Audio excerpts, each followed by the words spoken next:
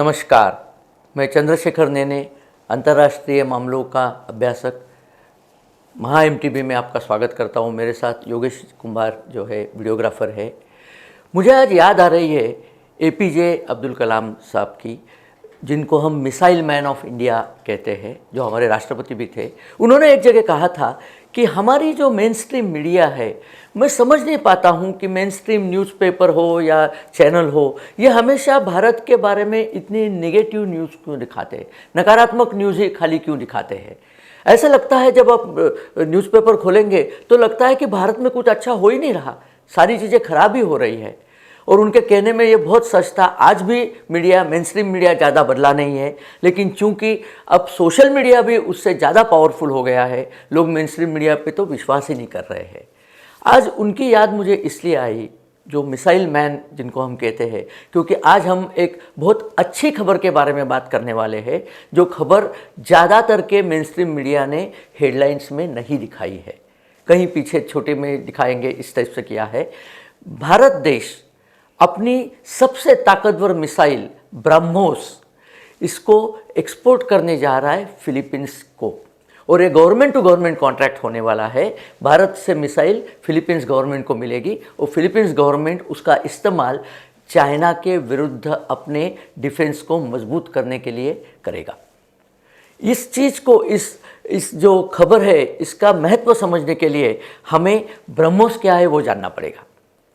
BrahMos missile ये भारत और Russia, ये दोनों, भारत और रूस, ये दोनों देशों ने संयुक्त रूप से विकसित की है। रशिया की इससे पहले एक मिसाइल थी जो रशिया जहाज़ से जहाज़ पर छोड़ने वाली मिसाइल बनाते थे। उस मिसाइल में बहुत ज़्यादा डेवलपमेंट, बहुत उसमें सुधार करके उसका ब्रह्मोस मिसाइल वर्जन तैयार किया है। ये ब्रह्मोस नाम बड़ा अजीब लगता है ना, कुछ संस्कृत जैसा लगता है, संस्कृति है। भारत की नदी ब्रह्मपुत्रा और रशिया की नदी मोस्कवा, रशिया का जो राजधानी का शहर है मॉस्को, उसका रशियन नाम है मोस्कवा, और उसकी जो जिस नदी के किनारे वो स्थित है उसको मोस्कवा बोलते हैं। तो ब्रह्मोस का BRAHM ब्रह्मपुत्रा का और मोस्कवा का MOS, ये यूज करके इसका नाम बना है ब्रह्मोस। अब ये क्या चीज़ है? ये सुपरसोनिक मिसाइल है, सुपरसोनिक क्रूज मिसाइल इसको कहते हैं। इसका मतलब क्या है?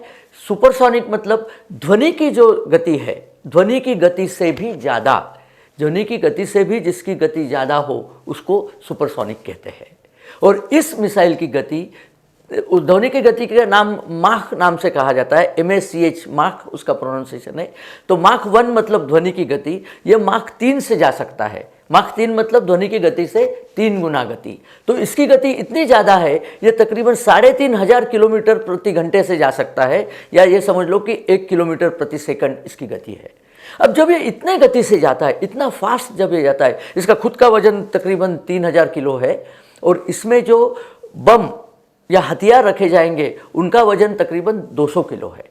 अब ये बम जो है, ये कन्वेंशनल एक्सप्लोजिव हो सकते हैं या ये अणुबम भी हो सकते हैं, एटम बम भी इसमें ले जाने की इसकी क्षमता है। तो ये बहुत घातक हथियार है।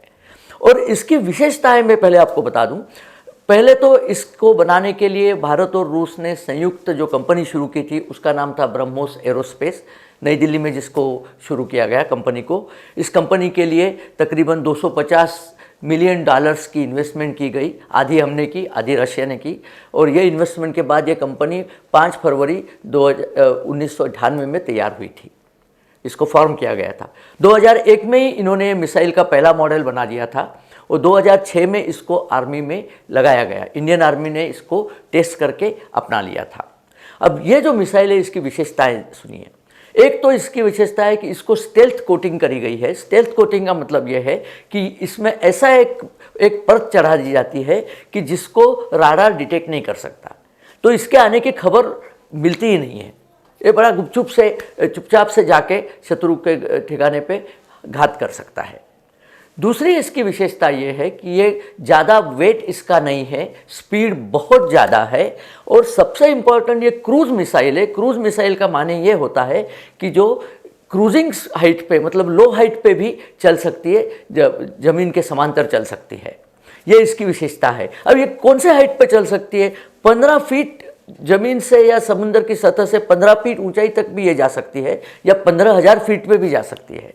अब 15 फीट ऊंचाई पे जाने का मतलब ये होता है कि राडार जब इसको डिटेक्ट करने जाता है तो राडार के जो पल्सेस होती है वो समंदर से रिफ्लेक्ट होती है और मिसाइल से भी रिफ्लेक्ट होती है, और इसकी वजह से इसको डिटेक्ट करना बहुत मुश्किल हो जाता है क्योंकि समंदर के बहुत नज़दीक से जाता है। या ज़मीन से भी, अगर ये ज़मीन पे कोई घर मकान पेड़ पौधे नहीं हो तो ज़मीन या डेजर्ट इसके भी 15 फीट ऊपर से जा सकता है।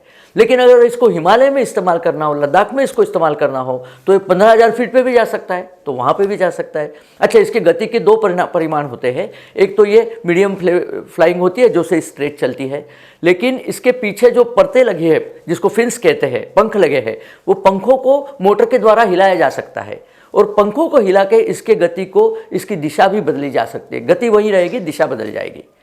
अब इसका देखो क्या होता है, लद्दाख में जो हमारा इलाका है वहाँ सपोज ये पहाड़ है, पहाड़ के इस तरफ अगर शत्रु की सेना बैठी हुई है तो यहाँ से मिसाइल अगर हम उड़ाएं तो ये तो सीधा ऊपर निकल जाएगा, लेकिन ब्रह्मोस ऐसा नहीं करेगा।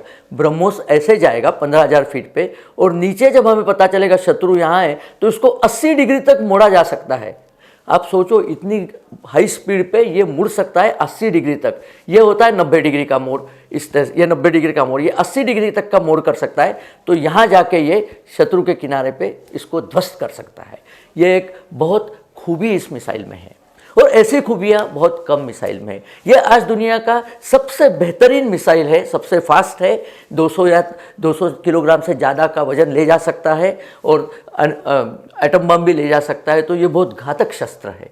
हमारे पुराणों में जिस ब्रह्मास्त्र का नाम आता था, लगता है ब्रह्मोस उसी का नया आधुनिक अवतार है। अब इसको तो हमने लगा के रखा है, हमारे पास इसकी 14,000, ऐसे कहा जाता है कि हमारे पास 14,000 ब्रह्मोस मिसाइल्स है आज के दिन में, और ज़्यादा ऐड ही होते जा रही है, जो हमने आर्मी, नेवी और एयरफोर्स को दे रखी है। क्यों?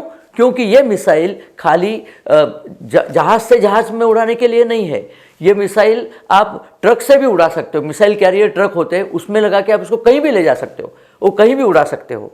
इसकी रेंज जो है 290 किलोमीटर, पहले इसकी रेंज 290 किलोमीटर थी, क्योंकि भारत उस समय MTCR, जिसको मिसाइल टेक्नोलॉजी कंट्रोल रेजिम बोलते हैं, उसका सदस्य नहीं था।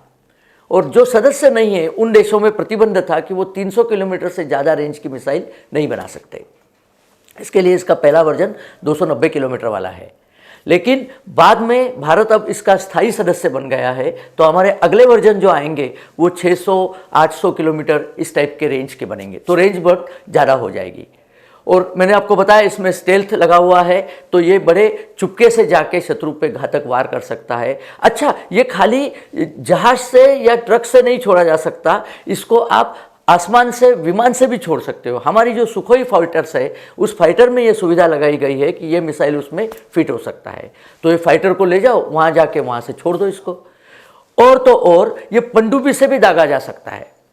पनडुब्बी से दागा जाने वाला मिसाइल बहुत ही भयानक किस्म का हथियार है, क्योंकि पनडुब्बी तो शत्रु देश के किनारे में कहीं तो समुद्र में छुपी बैठी है। उसको आदेश मिल गया तो तुरंत आपको लगेगा समुद्र की सतह से एक मिसाइल निकला और आपकी जहाँ भी इसको टारगेट दिया उसको जाके तहस नहस कर देगा। तो ये बहुत घातक शस्त्र हमें मिला है, और ऐसा ही घातक शस्त्र अब हम फिलीपींस नाम के देश को देने जा रहे हैं। फिलीपींस के राष्ट्रपति है रोड्रिगो डुएर्टे। उन्होंने ठान ली है कि अब फिलीपींस को वो सक्षम करके छोड़ेंगे, शस्त्र के दौर पे सक्षम करेंगे। उन्होंने हमसे ये मिसाइल लिया है, कोरिया से, साउथ कोरिया से उन्होंने 2 नौसेना पोत बनवा लिए हैं, पोलैंड से उन्होंने 30 ब्लैक हॉक हेलीकॉप्टर खरीद लिए हैं, और सारी तरह से वो चौकन्ने होना चाहते हैं, क्योंकि दक्षिण चीन समुद्र के अंदर चाइना इनको धमका रहा है। इनके 2 जो टापू है, जो आइलैंड्स है, उन टापुओं को चाइना खुद का टापू कह के इन पे धौंस जमा रहा है। तो अब इन्होंने ठान लिए कि अब और धौंस नहीं चलेगी, अब ये अपना भी डिफेंस जो है विकसित करना चाहते हैं, ताकि चाइना की धौंस को उसी की भाषा में जवाब दिया जा सके। और ये सिर्फ फिलीपींस की प्रॉब्लम नहीं है, फिलीपींस तो एक पहली कड़ी है। यहाँ पे और भी 4 देश है, मलेशिया है, इंडोनेशिया है, वियतनाम है, ब्रुनाई है। इन सारे देशों को चाइना धमका रहा है, जापान को भी धमका रहा है। तो ये ब्रह्मोस अब ये सारे देशों को बेचने का भारत सरकार का इरादा है। और हम ये करके छोड़ेंगे। इसका मतलब हम चीन के खुद के अहाते में जाके अपने मिसाइल लगा रहे हैं। तो चीन जो ऊपर लद्दाख में जो नानुकुर कर रहा है ना, बीच में उन्होंने वो 15 गांवों को भारत के नेफा में अरुणाचल के गांवों को खुद के नाम दे दिए। अरे हम भी बीजिंग को बोलेंगे बीजिंग तुम्हारा है नहीं, बिजलपुर है हमारा। एक बचकानी हरकत चीन ने करी है। तो इसका जवाब इस टाइप से दिया जाता है। इसका जवाब देने के लिए हमें सक्षम होना पड़ता है। वो भारत चूंकि सक्षम है, हमने ये काम किया है और ये काम बहुत ही मौके पे हमने किया है। ये मिसाइल हमने फिलीपींस को देके फिलीपींस को सक्षम किया है कि चाइना के सामने डट के खड़ा हो सके। अब चाइना आसानी से फिलीपींस को धमकाएगा नहीं। इसके बाद में हम इसको वियतनाम को दे रहे हैं। वियतनाम, आपको याद होगा, वियतनाम की तो बाउंड्री जो है चाइना से, उसकी बाउंड्री भी लैंड पे भी मिलती है। और 1979 में चाइना की आर्मी ने जो लास्ट लड़ाई लड़ी थी वो वियतनाम के साथ लड़ी थी और वियतनाम ने उनको जम के धोया था। भाग गए थे चीनी सैनिक वहाँ से मुंह काला करके। तो वियतनाम जानता है चाइना से कैसे निपटा जाए। तो वियतनाम को भी हम ये मिसाइल दे रहे हैं और इसका मतलब ये है कि भारत इन सब देशों को सक्षम बना रहा है। फिलीपींस की टीम अभी हाल ही में हैदराबाद आके हमारी मिसाइल फैक्ट्री देख के गई। सारी बात हो चुकी है। फिलीपींस ने कल ही बताया राष्ट्रपति ने कि उन्होंने बजट में से इसके लिए पैसे एलोकेट किया है। ये एक्चुअली 2020 साल को ही होना था, लेकिन कोविड की वजह से ये थोड़ा पीछे पड़ गया था। फिलीपींस ने भारत को बताया कि उनकी ज़रा प्रॉब्लम चल रही है, इकोनॉमिक प्रॉब्लम कोविड की वजह से। भारत ने कहा कोई बात नहीं, हम आपको $100 मिलियन मतलब $10 लाख की लाइन ऑफ क्रेडिट देते, आप ये कार्यक्रम पूरा कीजिए। इनके अलावा साउथ अफ्रीका ने ये मिसाइल हमसे मांगा है, चिली देश ने हमसे मिसाइल मांगा है, म्यांमार ने इसको हमारे पास रिक्वेस्ट डाली है। हिंदुस्तान की ये मान्यता है कि हम इस मिसाइल को जितने जितने हमारे दोस्त थे उन सबको ये बेचेंगे ताकि चाइना के सामने और हमारे दोस्तों के पास इस टाइप की मजबूत बढ़िया मिसाइल हो। ये अच्छी एक खबर आपके पास मैं पहुंचाना चाहता था। और अभी इसका एक दूसरा इफेक्ट कैसा हुआ वो भी आप सुन लीजिए। अभी हाल में प्रशांत किशोर, इन्होंने एक इंटरव्यू में बताया था शेखर गुप्ता को। शेखर गुप्ता ने पूछा था कि भाई आजकल के दिनों में, पहले तो ये होता था कि पेट्रोल की प्राइस 2 रुपये से बढ़ गई तो बवाल आ जाता था, लोग बाग सड़क पे उतर आते थे। आज तो पेट्रोल जब 100 रुपये से भी ऊपर गया, लोग बाग ऊपर ही नहीं आते, रास्ते पे नहीं आते, कोई आंदोलन नहीं, कोई दंगा धोपा नहीं। तो उन्होंने, प्रशांत किशोर ने एक बड़ी माकूल बात कही है। उन्होंने कहा है कि उस ज़माने की बात और थी, आज के ज़माने में भारत का नागरिक ये समझता है अगर ज़्यादा पैसे सरकार ले रही है तो इसका इस्तेमाल सही चीज़ों के लिए हो रहा है, न कि घोटालों के लिए। इसकी वजह से लोग बाग तैयार है कि हम ज़्यादा पैसे देंगे लेकिन देश को सक्षम बनाओ, देश को शक्तिशाली बनाओ। ये फ़र्क आ गया है। जितने जल्दी ये फ़र्क हमारे विरोधी पॉलिटिशियन समझ ले उनके लिए ठीक रहेगा। आपको ये सब चीज़ें बतानी थी। ब्रह्मोस के बारे में आपको थोड़ी चीज़ें बतानी थी कि ब्रह्मोस चलता कैसे है। उसको रैमजेट की उसको पावर देते हैं। रैमजेट का मतलब ये हवा सामने से ले लेता है, वो हवा को यूज़ करके पीछे धकेल देता है गर्म करके, और इस तरह से ये मिसाइल चलती है। और बड़ी पावरफुल मिसाइल हमने बनाई हुई है। ये बात आपके पास पहुंचाई गई। आपको अगर ये बात अच्छी लगी तो आप हमारे चैनल को सब्सक्राइब कीजिए, हमें अपने लाइक्स दीजिए और आपके कमेंट्स की हमें बड़ी उत्सुकता रहती है। हम देखते रहते हैं, आप कमेंट्स जब भेजेंगे तो नए वीडियो करने के लिए हमें ज़रा ज़्यादा उत्साह आएगा। और अगर आपने बेल आइकॉन अभी तक नहीं प्रेस किया हो तो उसे भी प्रेस कर दीजिए ताकि हमारे नए वीडियो की इत्तिला आपको हम तुरंत पहुँचा सकें। धन्यवाद।